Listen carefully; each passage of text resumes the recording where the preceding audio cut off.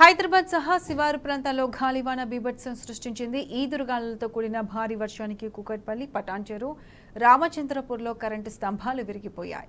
గాలి తీవ్రతతో బ్యానర్లు, ఇంటి నిర్మాణ సామాగ్రి, ఇతర వస్తువులు కొట్టుకొచ్చి విద్యుత్ తీగలపై పడిపోయాయి. దీంతో ఆయా ప్రాంతాల్లో విద్యుత్ సరఫరాకు అంతరాయం ఏర్పడింది.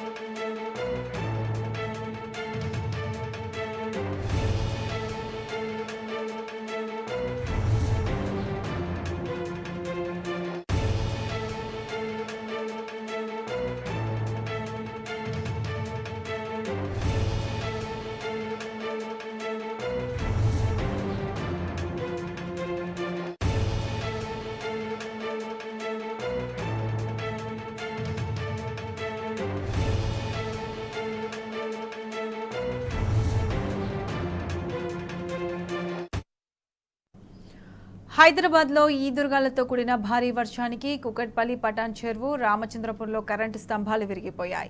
గాలి తీవ్రతతో బ్యానర్లు, ఇంటి నిర్మాణ సామాగ్రి, ఇతర వస్తువులు కొట్టుకొచ్చి విద్యుత్ తీగలపై పడిపోయాయి.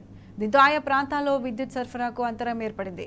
దీనికి సంబంధించి పూర్తి అప్డేట్స్ మా ప్రతినిధి గణేష్ అందిస్తారు. గణేష్,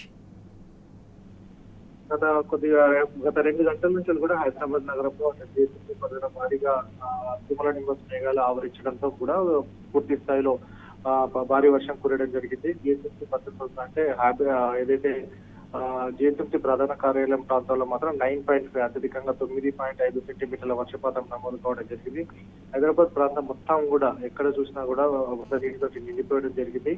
అటు పటాన్చెరు ప్రాంతం ఏదైతే రామచంద్రపురంలో ఈ నిర్మాణంలో ఉన్న ఏదైతే భవనానికి సంబంధించిన ఫ్లెక్సీలు కావచ్చు, ఆ ట్రాన్స్ఫార్మర్ మీద పడడంతో దానికి సంబంధించి కూడా విద్యుత్ తీగలు దానిపైన పడడంతో ఆ ఫ్లెక్సీ బోర్డు అవన్నీ కూడా పడిపోవడం జరిగింది. వెంటనే అధికారులు కూడా స్పందించి వెంటనే దానికి సంబంధించిన పవర్ కట్ చేయడం జరిగింది.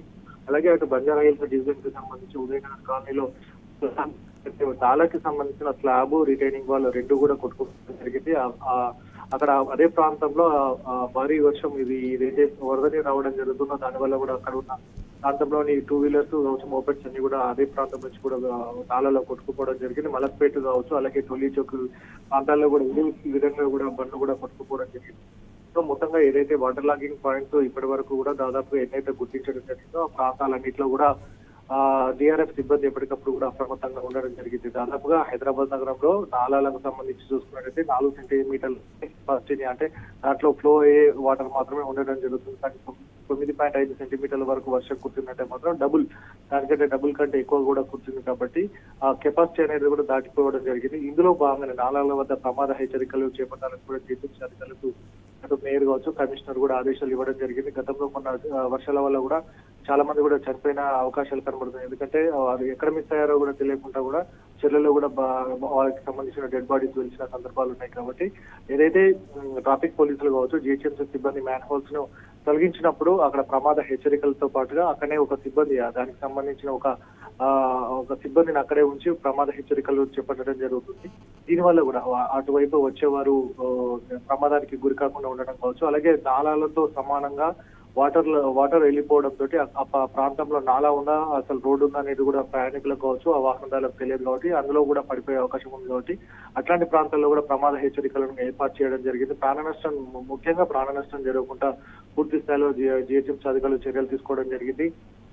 అటు వర్షంకి ముందుగా భారీగా ఈదురుగాలు వేయడం వల్ల కూడా చాలా చెట్లు విరిగిపోయిన సమస్యలు ఉండడం జరిగింది. కాబట్టి ఇక్కడ వరకు జిహెచ్ఎంసీ కంట్రోల్ Right. కి 75 వరకు కూడా ఫిర్యాదులు అనేది జరిగింది. సో ముఖ్యంగా ఎవరైనా సరే ఆఫీస్ నుంచి వెళ్ళేవారు ప్రత్యామ్నాయంగా టైం ను చూసుకొని ఆల్టర్నేట్ గా చూసుకొని రావాలని కూడా అధికారులు సూచించడం జరుగుతుంది.